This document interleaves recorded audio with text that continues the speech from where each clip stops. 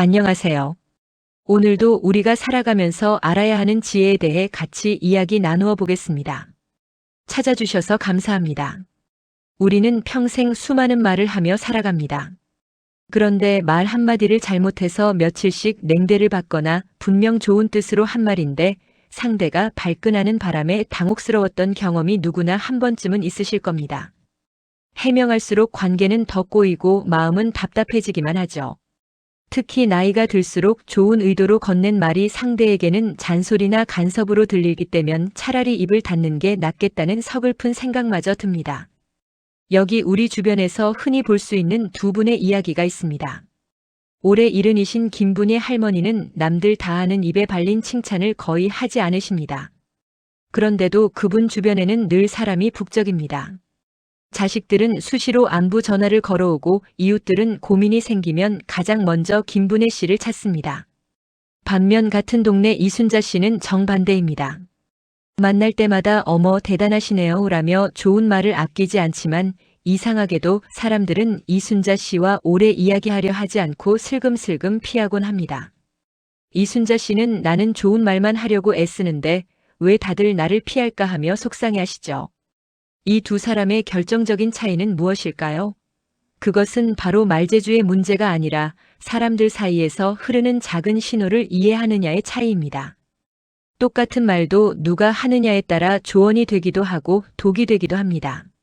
오늘은 김분혜 씨의 지혜를 빌려 관계를 싸움이 아닌 화합으로 만들고 나 자신의 품격을 지키며 평생 갑으로 사는 지혜로운 대화 비결을 심도 있게 파헤쳐 보겠습니다.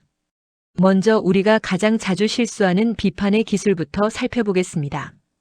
어떤 부부의 일화가 있습니다. 소파에 앉아 과자를 먹고 있는 남편에게 아내가 가볍게 한마디 던집니다. 여보, 의사가 당 조절하라고 했잖아요. 큰 소리를 친 것도 아니었지만 남편은 과자 봉지를 탁 내려놓으며 짜증을 냅니다. 알아. 나도 하루 종일 참는데 과자 하나도 못 먹게 해? 아내는 억울합니다. 남편 건강이 걱정되어 한 말인데 돌아온 건 화뿐이니까요. 이 대화가 실패한 이유는 시작이 비난이었기 때문입니다. 했잖아요 라는 표현 속에는 당신은 왜 내 말을 안 듣니라는 공격이 깔려 있습니다. 미국 한 대학교의 존 가트먼 박사는 40년 넘게 부부 대화를 연구하며 부드러운 시작의 중요성을 발견했습니다.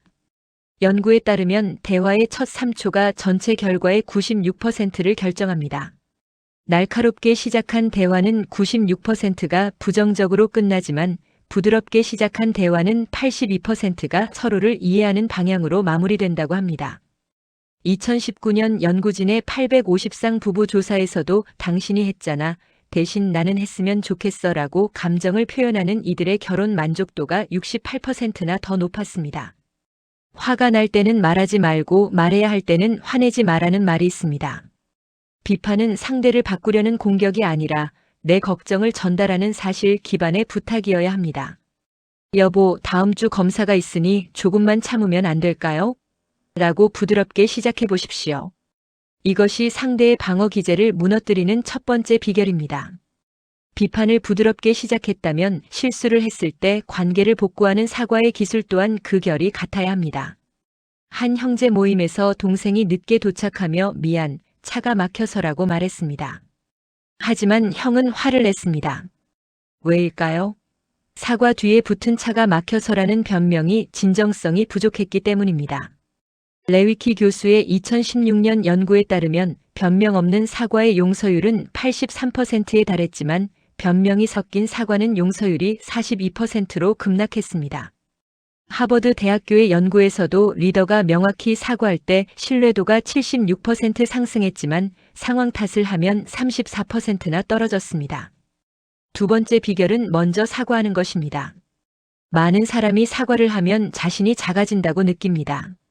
하지만 공자는 잘못을 저지르고도 고치지 않는 것, 이것이 진짜 잘못이다라고 했습니다.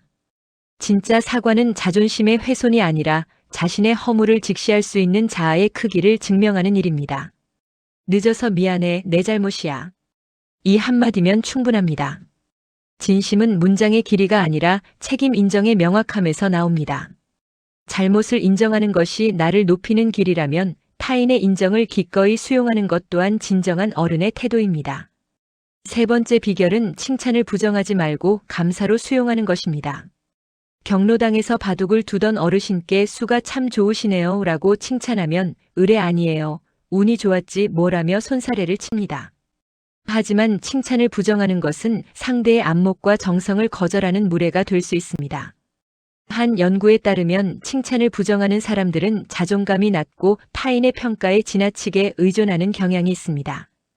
반면 고맙습니다라고 화답한 사람들은 호감도가 71% 상승했습니다. 칭찬을 받을 만한 사람은 칭찬을 겸손하게 받아들인다고 했습니다. 진짜 겸손은 상대의 호의를 기쁘게 수용하는 것입니다. 고맙습니다. 제가 좋아하는 옷이에요 라는 한마디는 상대를 존중하는 최고의 표현입니다. 어떤 단어를 선택하느냐만큼 중요한 것은 그 단어를 담아내는 목소리의 톤에 있습니다. 네 번째 비결은 메라비언의 법칙을 기억하십시오. 아들에게 전화한 어머니가 바빠서 엄마 보러 안 오니? 라고 뾰족하게 묻는 것과 아들 괜찮으면 주말에 밥 한 끼 먹을까? 라고 부드럽게 묻는 것은 결과가 판이합니다. 대화에서 내용이 차지하는 비중은 겨우 7%이며 목소리 톤이 38%를 차지합니다. 부드러운 톤으로 전달할 때 신뢰도가 훨씬 높게 나타났습니다. 몽테뉴는 말은 반은 말하는 사람의 것이고 반은 듣는 사람의 것이다라고 했습니다. 내가 아무리 좋은 뜻으로 말해도 톤이 날카롭다면 상대는 공격으로 받아들입니다. 말투는 내 감정을 조절할 줄 안다는 신호입니다. 오늘부터 목소리를 반톤만 낮춰보십시오. 그것만으로도 상대는 당신을 더 신뢰하게 될 것입니다. 하지만 때로는 그 어떤 유려한 말보다 강력한 힘을 발휘하는 순간이 있는데 바로 침묵의 시간입니다. 다섯 번째 비결은 조언보다 값진 공감적 침묵입니다. 승진에 탈락한 남편을 대하는 아내의 사례를 보십시오. 성급한 위로를 던지는 대신 조용히 곁에 앉아 어깨를 톡톡 두드려 주었을 때 남편은 비로소 마음을 열었습니다. 연구 결과에 의하면 조언 없이 들어만 줘도 배우자의 만족도는 79%에 달했습니다. 상대방의 침묵 비중이 70% 이상일 때 진정과 공감 효과가 2.3배나 상승했습니다. 노자는 아는 자는 말하지 않고 말하는 자는 알지 못한다고 했습니다. 침묵은 무능이 아니라 당신이 준비될 때까지 기다리겠다는 가장 적극적인 관심의 표현입니다. 나이가 들수록 조언하고 싶은 마음이 커지겠지만 그때가 바로 입을 닫고 손을 잡아주어야 할 때입니다. 침묵이 슬픔을 달래준다면 기쁨은 침묵 속에 두지 말고 반드시 언어로 표현해야 합니다. 여섯 번째 비결은 긍정적 감정의 언어화와 억양의 일치입니다. 연구에 따르면 감사와 반가움을 자주 표현하는 노인들은 우울증과 고립감을 훨씬 덜 느꼈으며 관계 만족도는 84%나 높았습니다. 정약용 선생은 마음을 다하면 말이 진실해지고 사람이 모인다고 하셨습니다. 이때 핵심은 말의 의미보다 억양입니다. 뇌 영상 연구에 따르면 우리 뇌는 단어의 의미를 분석하기도 전, 즉 찰나의 순간인 0.2초 만에 상대의 억양을 통해 진심을 판별해버립니다. 입으로는 좋다고 하면서 억양이 딱딱하다면 뇌는 그것을 거짓으로 판단합니다. 이것은 논리가 아니라 생존을 위한 본능입니다. 말과 마음을 일치시켜 긍정의 감정을 표현하십시오. 오늘 만나니 정말 좋네라는 짧은 진심이 관계의 온도를 바꿉니다. 마지막 7번째 비결은 상대를 높여 나의 격을 올리는 상호 존중의 화법입니다. 품격 있는 사람들은 처음 만나는 순간부터 시간 내주셔서 감사합니다라는 표현으로 상대의 존재 가치를 인정합니다. 이것은 단순한 인사를 넘어 상대가 낸 시간의 귀함을 높여주는 고도의 배려입니다. 지금부터는 품격 있는 사람들이 자주 사용하는 5가지 마법 같은 표현을 알려드리겠습니다. 꼭 기억하시고 실천해 보십시오. 첫째, 도움이 많이 되었습니다라고 말하십시오. 이는 당신의 행동이 내 삶에 긍정적인 영향을 주었다는 최고의 인정입니다. 둘째, 조언을 새겨 듣겠습니다입니다.